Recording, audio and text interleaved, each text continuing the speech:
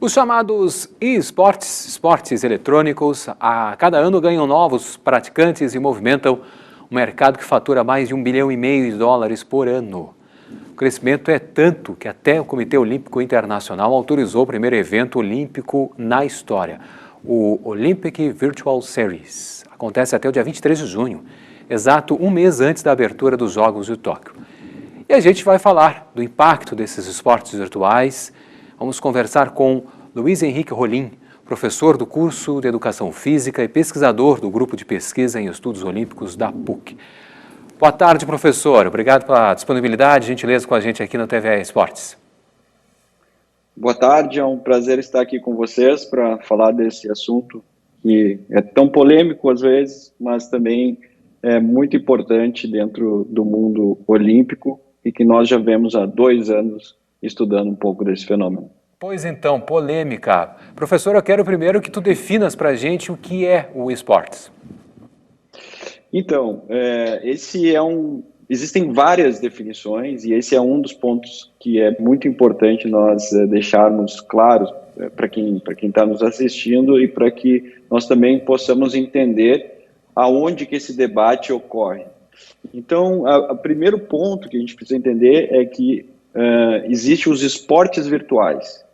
Dentro dos esportes virtuais, nós temos os esportes virtuais que são físicos, por exemplo, aqueles em que o atleta ou que a pessoa ela está dentro, pega uma bicicleta, coloca um aparelho e ela vai fazer o movimento de pedalar e está num ambiente virtual.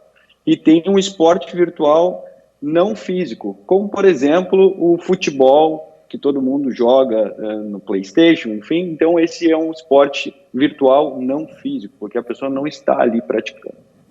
Esse é o primeiro ponto. O outro é quando nós falamos então de videogame. O videogame é um fenômeno que não é recente, ele já é dos anos 80 e começa como uma forma de lazer.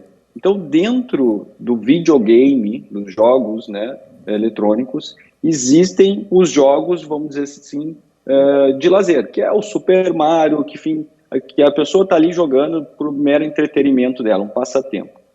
Mas o que é o fenômeno atual, que nós vamos debater, são os videogames que começaram a se tornar competitivos. E dessa forma, então, foram chamados de esportes eletrônicos, ou e-sports, e que então começaram a ter esse fenômeno que nós hoje vemos, como, por exemplo, campeonatos de League of Legends e outros jogos. Uhum. E dentro da tua área de pesquisa é possível definir o que é saudável e o que é prejudicial, nesse caso? Sim. O que nós podemos pensar também, dentro dessa ideia que eu expliquei agora para vocês. E um passo atrás, talvez seja importante nós também colocarmos. Primeiro é que o esporte, ele é também dividido em várias formas. Então, não o esporte eletrônico, mas o esporte. Então, existe o esporte olímpico e o esporte não olímpico. E aqui também é um ponto de conexão com relação a essa questão saudável.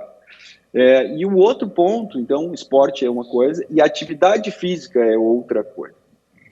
Porque a atividade física ela engloba qualquer movimento que tenha um gasto calórico daquilo que não é o nosso normal. Então, se eu subir de escada ao invés de pegar o elevador, eu estou fazendo uma atividade física que eu tenho um gasto calórico mais acentuado. Então, é importante a gente definir isso, porque também isso são definições que vão na direção do que é saudável. Se a gente pegar o que a OMS diz sobre saúde, que não é somente a ausência de não doença, mas sim de ter um estilo de vida ativo, nós podemos pensar que existe um estigma com relação a quem compete aí com relação aos jogos eletrônicos, que é mais ou menos o que se teve há algum tempo atrás com os surfistas, vamos colocar como esse exemplo. Ou seja, de um grupo social que pratica uma atividade física e que é relacionado talvez a um estilo de vida não saudável.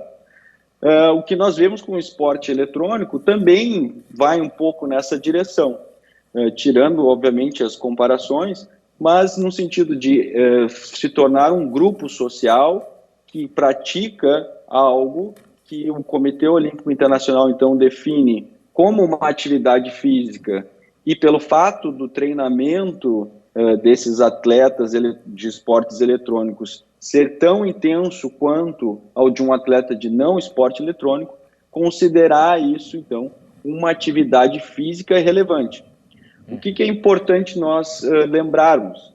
Que, por exemplo, um atleta de alto rendimento, isso não significa também ser uma pessoa saudável, porque ele está ali exigindo do corpo dele uma performance. E ao exigir essa performance, ele vai ao seu limite para buscar o seu objetivo, então, que é conquistar medalhas ou troféus, enfim. Então, não é um sinônimo de saúde também ser um atleta de alto rendimento.